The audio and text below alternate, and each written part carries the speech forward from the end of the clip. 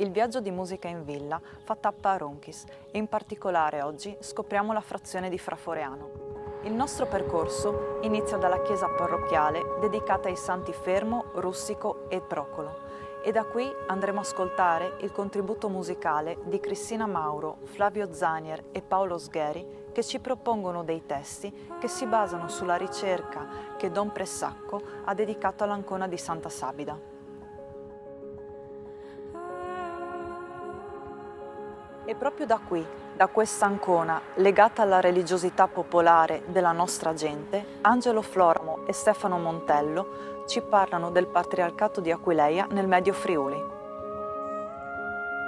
La storia del patriarcato di Aquileia è sicuramente avvincente perché lungo i secoli in cui riuscì a squadernare le sue vicissitudini politiche legate in un contesto storico e territoriale di grande valore, di grande importanza, rappresentò davvero uno degli stati feudali gestiti da principe ecclesiastico più importanti e più interessanti d'Europa. La sua storia è nota, l'atto di fondazione fu quello del 3 di aprile del 1077, quando l'imperatore del Sacro Romano Impero Germanico, Enrico IV, dona al patriarca Sigeardo quei territori che poi passarono alla storia con il nome di Patria del Friuli. In questo contesto un principe della Chiesa diventa anche amministratore della legge e della giustizia, oltre che signore che vanta diritti feudali e quindi tutta una serie di competenze all'interno di quella rete che costituiva poi l'ossatura del feudalesimo in Europa, una piramide basata su rapporti di servaggio, di obbedienza e di fedeltà. L'origine di questa tradizione, cioè quella di affidare un importante territorio ad un principe ecclesiastico, è molto più antica, va ricondotta alla fondazione stessa del Sacro Romano Impero Germanico e quindi al primo Reich, quello degli Ottoni di Sassonia, che ebbero appunto l'intuizione di utilizzare la figura di un principe legato alla Chiesa anche per l'amministrazione del territorio, con dei vantaggi indubbi, innegabili. Il principe non poteva avere dei figli legittimi in quanto ecclesiastico e quindi alla sua morte l'intero patrimonio non andava disperso. In area friulana identifichiamo due principi di questa rilevanza. Uno è il Bamberga, quindi il vescovo di Bamberga, che possiede l'intero territorio della Val Canale, e l'altro appunto è il patriarca di Aquileia. Alcuni patriarchi furono particolarmente importanti nel corso della storia del patriarcato, sarebbe impossibile citarli tutti, dovendo fare una scelta quasi tematica. Potremmo dire che Poppone di Treffen fu colui che rivisitò l'impianto romanico della Basilica di Aquileia, dandole il profilo che anche noi oggi riusciamo a vedere, e siamo ormai nella seconda metà dell'anno 1000. Poi fondamentale direi è Folchero di Erla, quel patriarca straordinario che regnò dal 1204 al 1218, veicolando la corte di Aquileia all'interno di un sistema molto ampio all'interno dell'Europa stessa, quindi mettendola in relazione con i feudi più potenti e istituendo una sorta di magna curia in cui le arti, la poesia e la musica erano di casa, ospiti della levatura di Walter von der Vogelweid, uno dei più grandi Minnesänger dell'area tedesca, ne è una significativa espressione.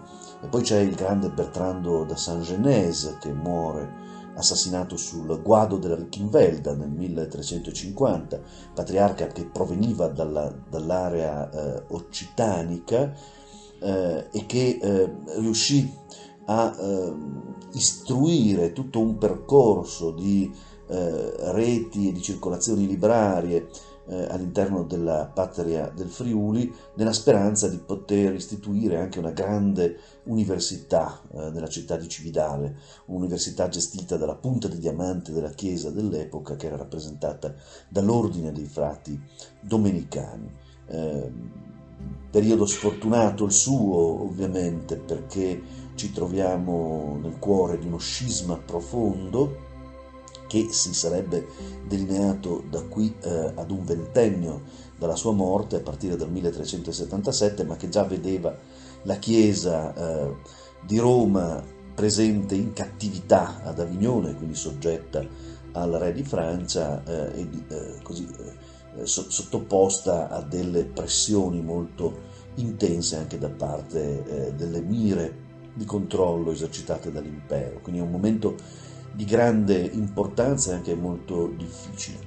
E poi c'è chiaramente la figura di Marquardo von Randeck, forse l'ultimo grande patriarca, colui che diede da giurista qual era la legge alla patria del Friuli, istituendo una commissione di giuristi eccellenti che stesero le Constitutiones Patriae for Iuli, una vera e propria raccolta di altissimo profilo che avrebbe dovuto dare e concedere appunto alla patria del Friuli un'ossatura istituzionale di grande importanza.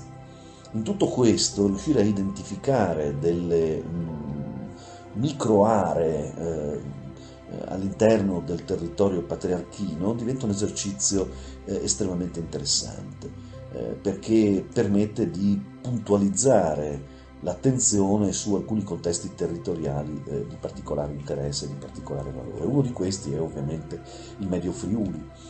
Sappiamo quanto i patriarchi fossero interessati alla gestione del medio corso del tagliamento, le comunità rivierasche vennero sempre sostenute dal patriarcato, primo perché controllavano la fluitazione delle merci e del bestiame che scendevano dalle vallate alpine della Carnia e anche della Val Canale, dopo la confluenza del Fella nel tagliamento stesso, ma anche perché permettevano poi il controllo su alcuni passaggi di guado di particolare importanza ed interesse. E passaggio di guado significava mettere in interconnessione tutta l'area occidentale del Friuli e quindi i territori che poi continuavano in area veneta con le terre patriarchine propriamente dette e anche con ovviamente la costa dell'Alto Seno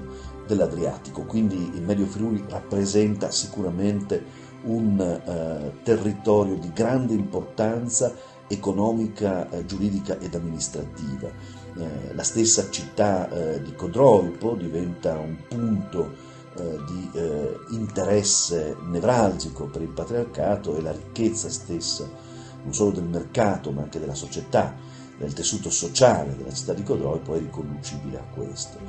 Non dimentichiamo che dopo la tremenda vastata Hungarorum, quindi questa discesa spaventosa di popoli delle steppe che proprio al dischiudersi dell'anno 1000, anzi tra la conclusione del X e l'inizio dell'XI secolo, fecero terra desolata, soprattutto nell'area del Medio Friuli, produsse nei patriarchi un investimento a livello umano importante, cioè la ben nota volontà di ripopolare tutte queste terre con dei coloni che provenivano dall'area carantana, quindi dall'area slava settentrionale, quel regno di Carantania, per intenderci, che ormai si era ben identificato a nord delle Alpi e che a cavallo tra Carinzia e Slovenia in qualche maniera era riuscito a creare un suo profilo.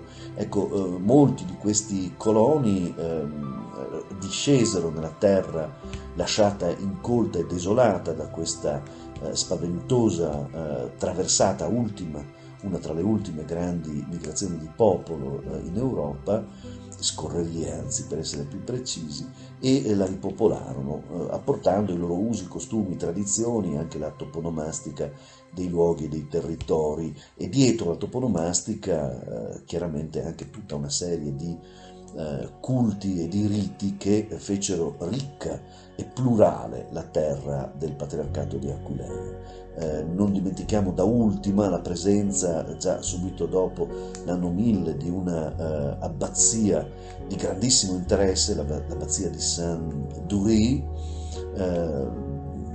la cui presenza monastica benedettina contribuì ovviamente alla rivitalizzazione del territorio. Erano monaci che provenivano dall'area del Salisburghese, e furono talmente tanto importanti che quando declinò l'importanza di Cividale lentamente e si presentò l'importanza di Udine, furono proprio questi monaci a costituire il seme primigenio della cattedrale udinese. Quindi ecco, tutta una serie di rapporti economici, sociali, politici e culturali che fanno nell'area patriarcale del Medio Friuli una regione di grande interesse e di curioso approfondimento.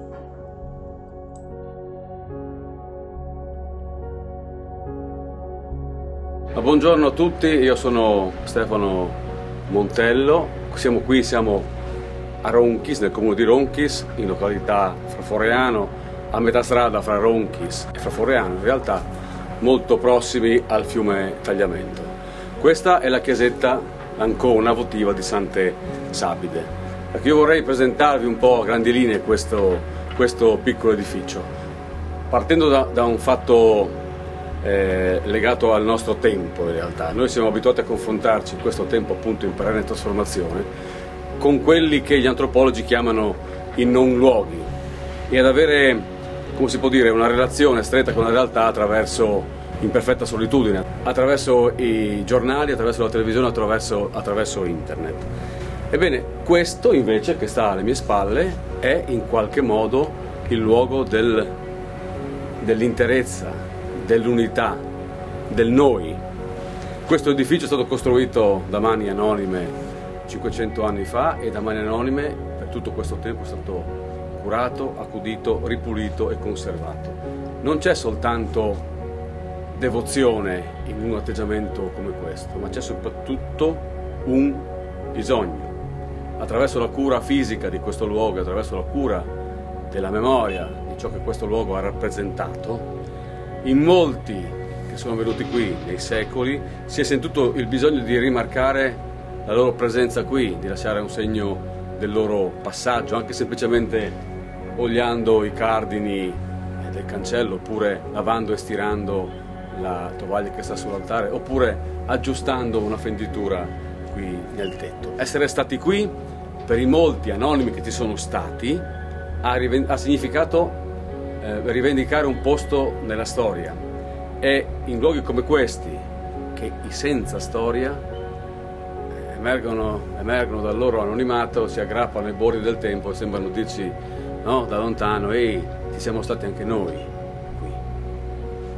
Perché senza un luogo come questo, per esempio, Don Gilberto Pressacco non avrebbe saputo costruire quel meraviglioso affresco sulla storia del Friuli che invece ha saputo costruire. È il culto di Sante Sabide che gli ha permesso di collegare la setta giudaico-cristiana dei terapeuti del I secolo d.C. in Egitto con la nascente chiesa aquileiese. E la straordinaria particolarità del credo aquileiese è proprio l'affermazione che Gesù, nella notte del Sabato Santo, è disceso agli inferi e, scardinandone le porte, ha portato con sé nella sua risalita, salvandoli, i giusti di tutte le nazioni. E allora, se è così, è proprio qui, in uno dei 20 luoghi come questi, e le 20 ancone di Sante Sabide sparsi nel territorio del Friuli, che passa in qualche modo la nostra salvezza dalla condizione di peccatori. Simbolicamente e metaforicamente, Gesù, attraverso l'acqua sorgiva, è riapparso qui dopo la sua discesa agli inferi, così racconta Don Gilberto Pressacco nella storia della Chiesa aquileiese, e il riappasso al mondo purificando se stesso e purificando i giusti di tutte le nazioni, quindi noi tutti. Ecco allora che l'intuizione di Don Gilberto Pressacco e prima di lui di Monsignor Biasutti, che tra Sante Sabide e il culto del sabato, fondamento della religione ebraica, ci fosse una relazione stretta, si è rivelata più che verosimile anche alla luce delle molte ricerche fatte dopo la prematura morte di Don Gilberto Pressacco.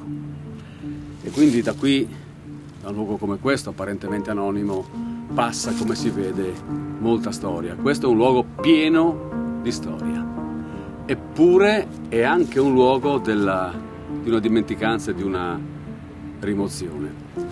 Qui si venera una santa senza volto, ma il giorno della devozione, cioè il Dies Sancte Sabide, aveva bisogno di un volto. Non ci si può fidare, non ci si può affidare a qualcuno che non ha un volto. I santi sono fatti di carne, devono avere un volto perché realizzano i desideri, riparano i torti, alimentano le speranze, devono avere un volto. I santi sono fatti di carne.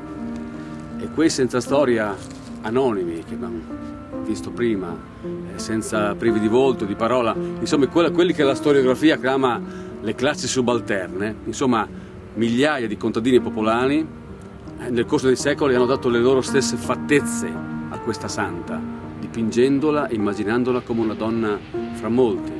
Una santa che era così prossima e confidente perché era anonima quanto loro, era una di loro, anzi era di loro, era una loro creatura, incompresa e incomprensibile dall'autorità, dal potere come loro, che infatti il potere mandò qui per secoli i sabatari, sorta di vigilantes ante litteram, prezzolati dall'autorità, che venivano qui per impedire il culto di Sante Sabide, che venivano qui a comminare multe, a sradicare credenze secolari. Sante Sabide nasconde molte cose. Come i suoi contadini ha attraversato la storia come una fuggiasca, e come loro è ostinata nel suo mutismo, non dice, non ci fa sapere, è reticente, è misteriosa.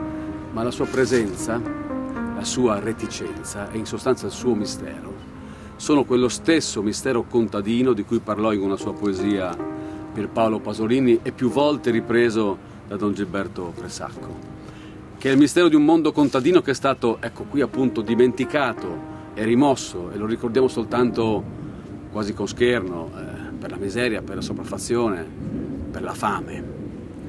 Ebbene, quel mondo contadino nel suo silenzio, nel suo mutismo, nella sua reticenza, ha invece, nella sua apparente chiusura, ha invece nel corso dei secoli creato mondi straordinari, creato visioni incredibili, inventato legami, inventato miti potentissimi. Quel mistero che è il noi che siamo stati per millenni e che ora abbiamo perduto e che ci ha lasciato in questa perdita delle ferite profonde, delle cicatrici mai rimarginate. Il mistero di quella parte di noi che ci resta comunque insondabile, inafferrabile, oserei dire quasi patologicamente staccato da noi, appartenente a qualcos'altro, ma sedimentato nel profondo. Ecco, forse qui, accanto a questa ancona votiva, qui, forse questi qui sono stati i prati di Giosafat. I prati di Giosafat erano i luoghi dove i benandanti andavano a combattere contro gli stregoni nelle notti delle 4 tempora, a cavallo di piccoli animali, in estasi. E forse qui si trovavano a combattere benandanti armati di mazze di finocchio e stregoni armati di canne di sorgo, e da queste battaglie rituali vissute in estasi poteva dipendere per la comunità la sciagura oppure il benessere. E forse qui è stato anche quel benandante di cui abbiamo memoria grazie alle ricerche storiche di Carlo Ginzburg, si chiamava Paolo Gasparotto, che aveva una particolarità. Abbiamo di lui un ricordo perché nel suo interrogatorio di fronte al padre inquisitore, che lo accusava in realtà di essere un benandante, si difese ridendo. Rispondeva alle domande, ma rispondeva e rideva, pur sapendo che questo era un atteggiamento molto pericoloso. Ad un certo punto il padre inquisitore, stizzito, gli chiese conto del perché ridesse. Ma perché ridi? Gli chiese propriamente. E lui allargò le braccia e disse soltanto: "Oh mondo, mondo". E da lì poi si richiuse nell'ostinato mutismo dei contadini e ad ogni singola domanda rispose soltanto: "Non so, non so, non so". "Oh mondo, mondo", sembra dirci Paolo Gasparotto, "ma quanto ti ci vuole per capire?". E sembra aggiungere con un tono dimesso: "Ma tanto non capirai mai". Infine il nostro tour ci porta alla Cappella de Asarta, un monumento unico che accoglie al suo interno la meravigliosa statua del Cristo deposto dalla croce, un'opera del famoso scultore Domenico Trentacoste.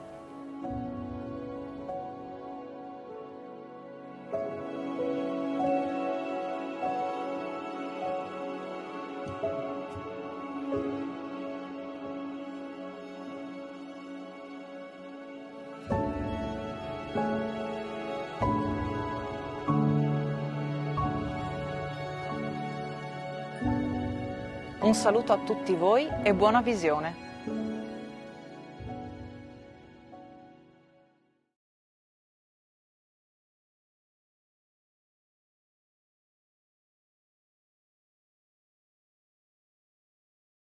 Laetarosis in montagne, agaro fui cadime, domandai dai miei di chiese, che son lor parons di me. Domandai dai miei di chiese, che son lor parons di me.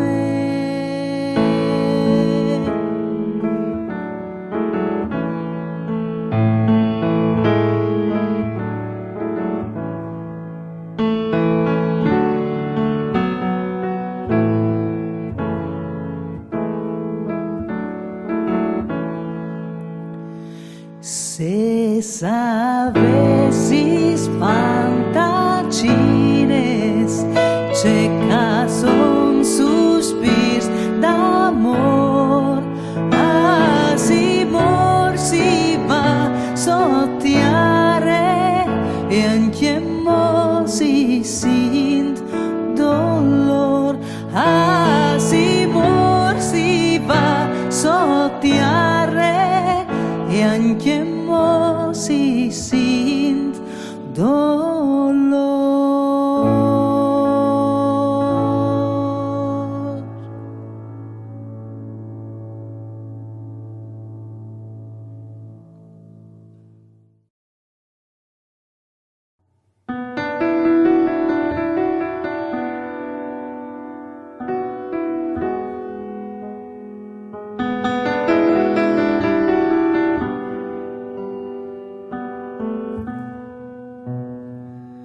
Mieli, mieli e pomieli,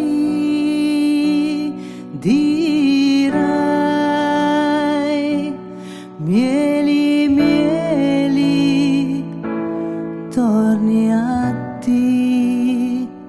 Quanche passi d'ogni mieli, dirai. Mi ven voglia di vai.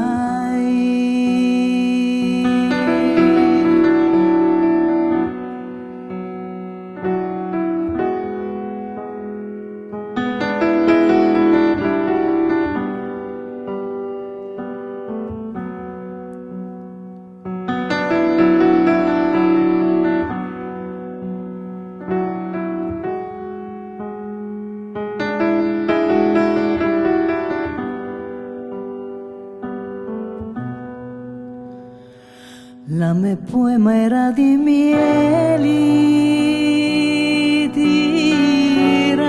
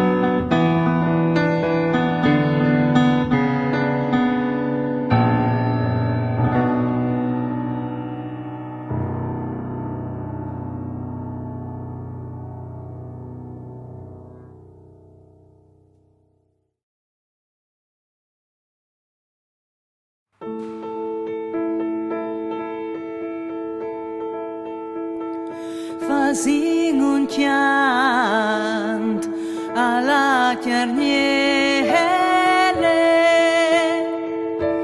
che non senti di lontan io e la lila e la la io e lila le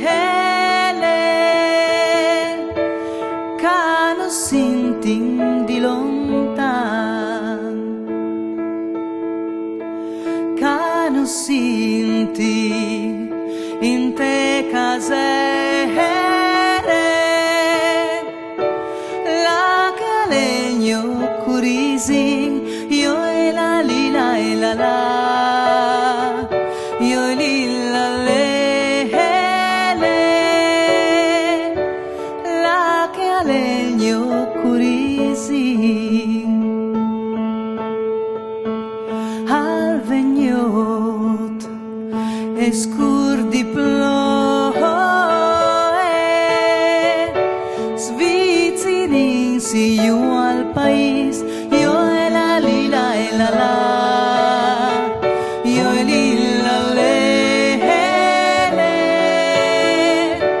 Svizzerinsi io al paese.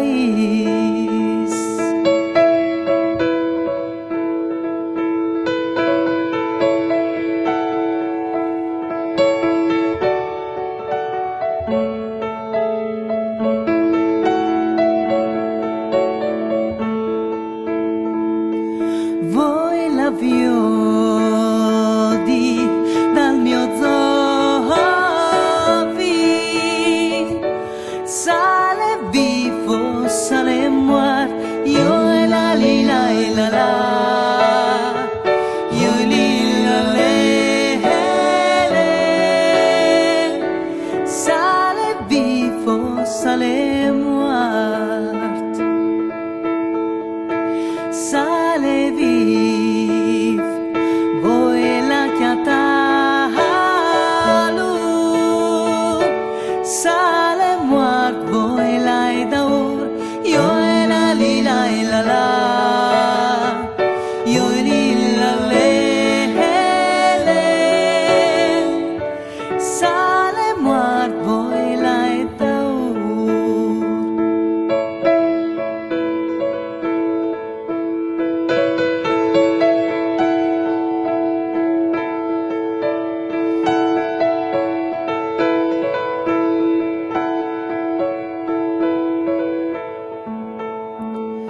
Sal sarà da sepolture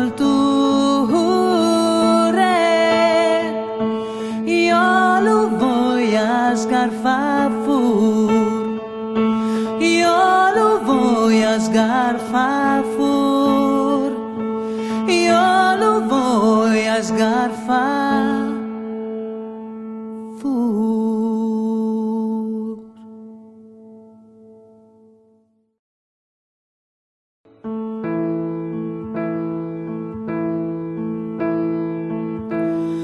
Al chiante il gial,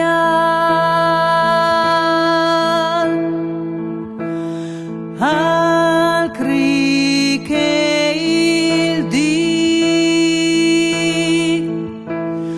mandini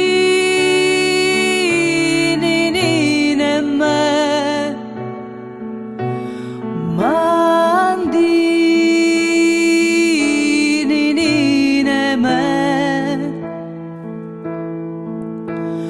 al chiante il gial,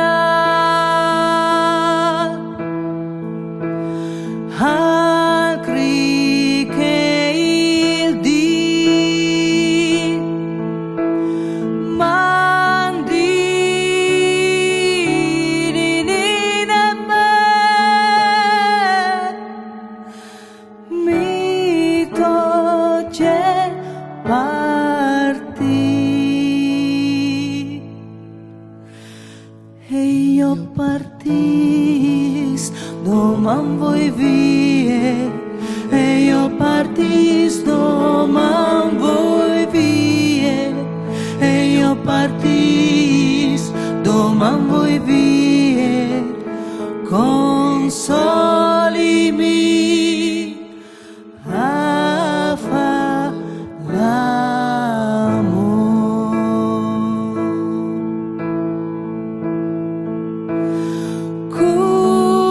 Curnio non stava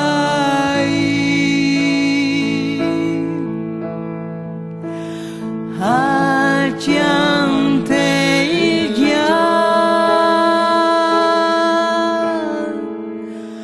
mi toglie parti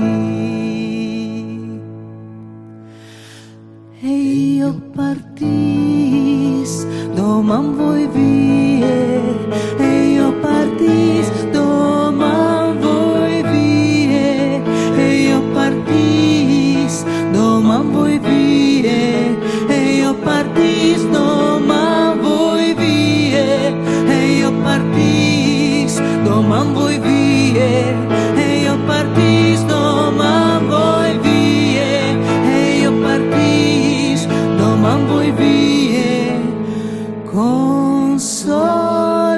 consolimi a fa l'amor.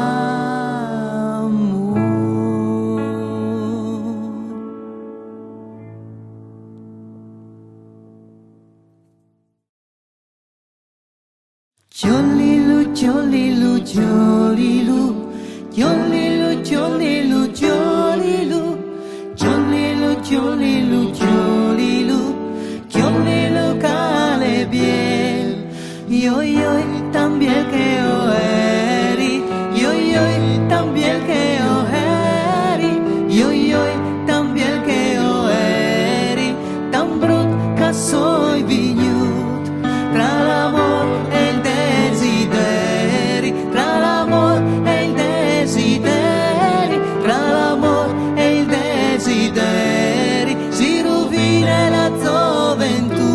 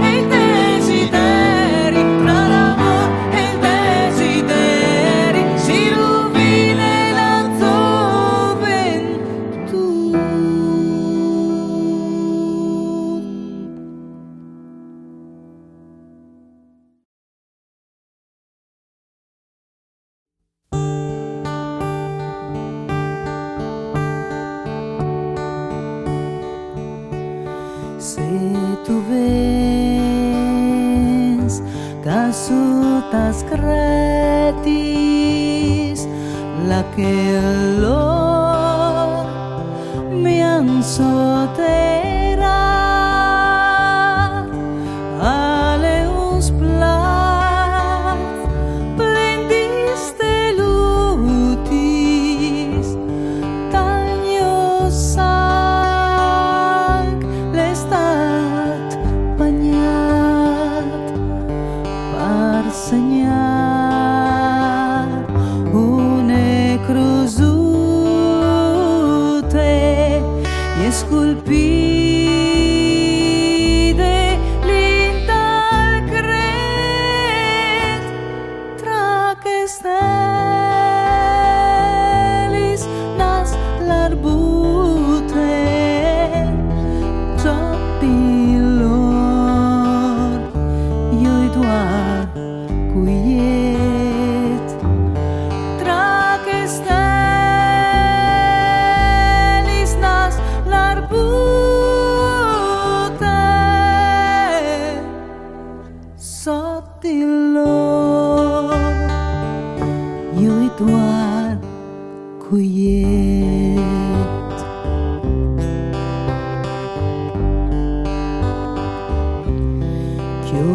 schioi oneste lute a recuar dal nostri ben tu i daràs ne busa dute e poplatile sul sei quante a chiase tu sei sole e di cor tu preis per me il mio spir a torti svole io e la stelle o sin con te il mio spir a torti svole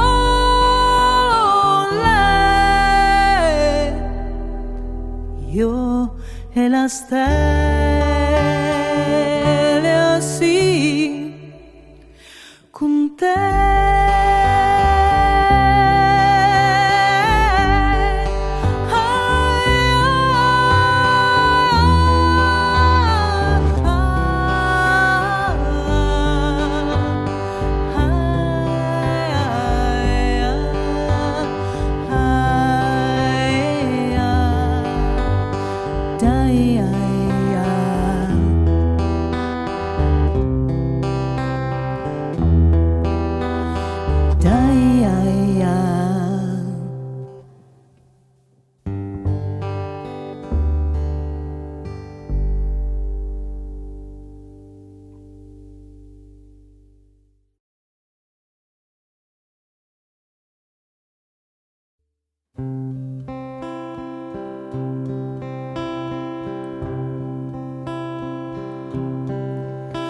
in una capanna tan fredda, tan scura è nasciuta una creatura.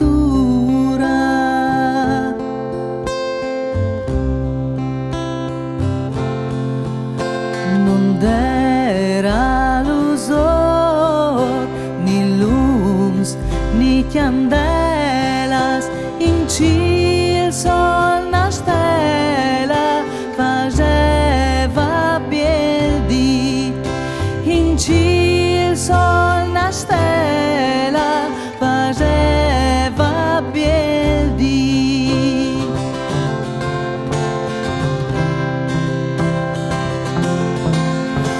La neifa colava il freital cricava nessuna si andava che Gesù bambi nessuna si andava che Gesù bambi.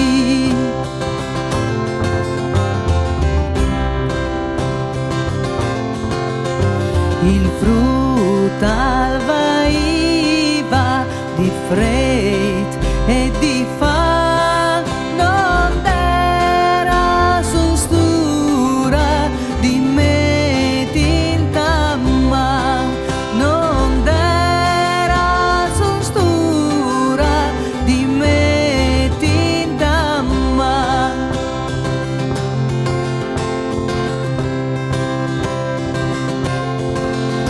Non era montura di metti dintor il grin di sommari aliera gran for il grin di sommari aliera gran for.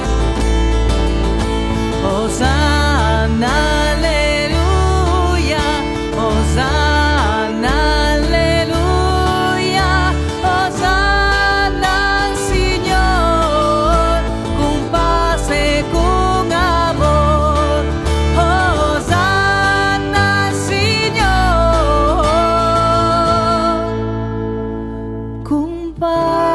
seku amor.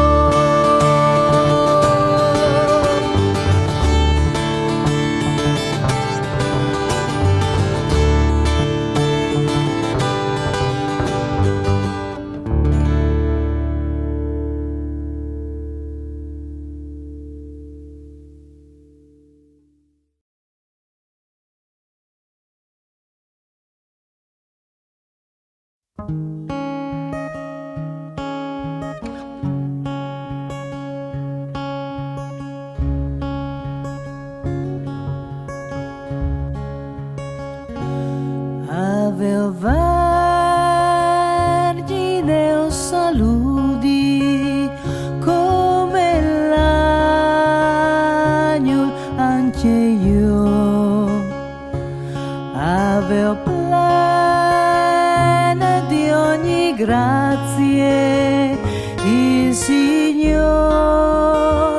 alle con voi. Dai-mi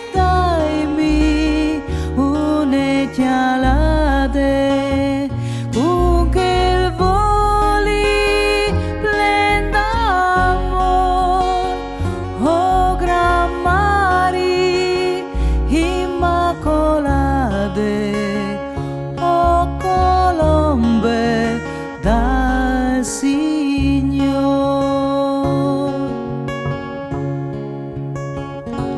Piele l'albe mattutine, biello un agnol dal Signor. Ma vo vergine divine, o se sbiele